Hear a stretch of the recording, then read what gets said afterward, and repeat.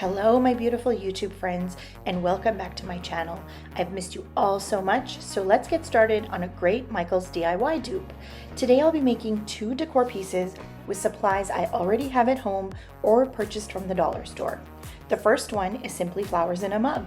So for this DIY, I'll be using gravel, a simple white mug, some faux flowers, and greenery. I purchased the mug in gravel, but already had the flowers and greenery in my craft supplies. The cost-effective reason for using gravel instead of glue like the original is that I'll be able to change the flowers seasonally. So our first step is to pour the gravel in the mug. I only filled it about halfway so the rocks don't spill out once we fill it with the flowers. Then I'm just going to choose which floral and greenery look best together. If you don't have any and want to buy some, don't be afraid to look at the dollar store because they often have some that are equal in quality to Michaels. Stay tuned to the end of the video to see the final product.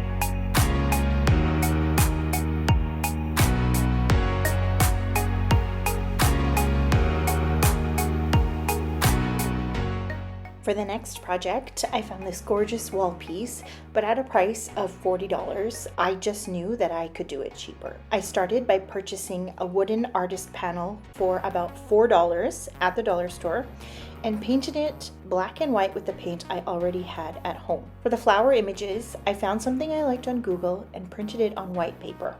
I then just cut them out and stuck them in the two corners using Modpodge. The original piece at Michaels had two font types, cursive and regular. The cursive was wood and the regular was painted on or some kind of vinyl. I didn't have cursive and the dollar store only had regular, so what I'm going to do is use the regular font wood letters and cut cursive letters in vinyl using my Cricut. If you don't have a Cricut, there are still so many other options. Stickers, stencil the letters and paint them. This project is so easily customizable to suit your needs and with the tools you have at home.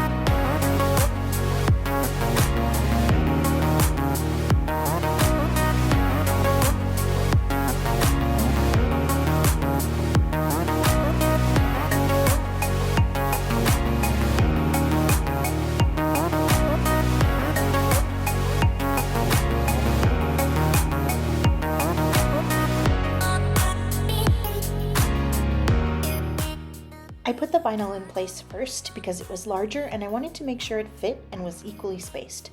Then I glued the wood letters that I painted rose gold with E6000 because, you guessed it, I already had it in my craft supplies.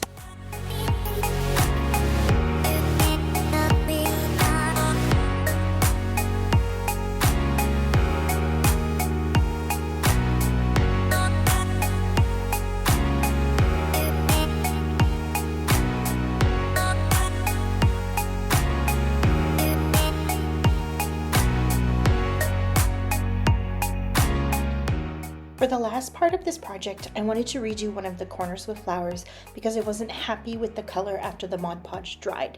I removed it, glued another one, and made sure to only put Mod Podge underneath and on the edges.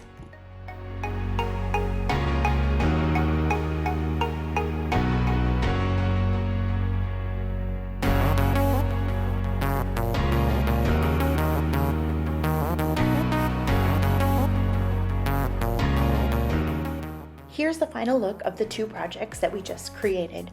Thank you so much for taking the time to watch my video, and I'm so happy to be back.